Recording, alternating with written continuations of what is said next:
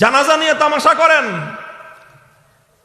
এই সব তামাশা যদি আপনারা বন্ধ না করেন, আমাদের মুখ বন্ধ করতে পারবেন না। ক্লিন শেপ হয়ে আসো, তুমি একজন ফাসেক, তোমার মুখের দাড়ি এক মুষ্টি লম্বা করো, তারপরে জানাজার জন্য ইমামতির জন্য সামনে যাও।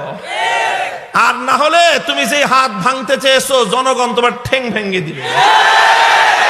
তারপরে হলো কেউ মারা গেলে জানাজার নামাজের ইমামতির জন্য হুজুরে পছন্দ হয়। তা আগে পছন্দ হইতো, সামনে যেই দিন পড়ছে আগামী দিনে তো আর হুজুরদেরকে নাকি জানাজায় লাগবে না। তো হতে পারে, তবে মনে হয় না যে হুজুরদেরকে ছাড়া এত তাড়াতাড়ি এই দেশে জানাজা পড়ানোর জন্য তোমাদেরকে কেউ আগায় দিবে, আমার মনে হয় না।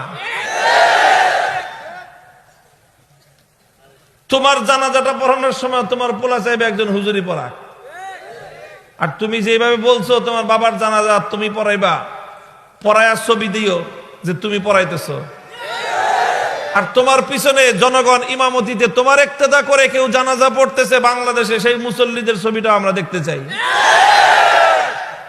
কথা বলার সময় এতটুকু হুঁশ থাকে না, এতটুকু হুঁশ থাকে না তোমার।